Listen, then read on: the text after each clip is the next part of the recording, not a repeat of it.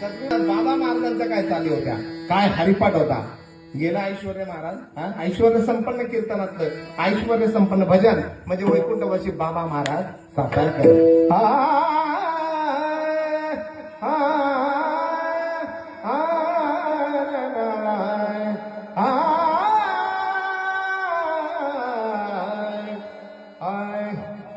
ज्ञानदेवा सांग झाला हरिपाठ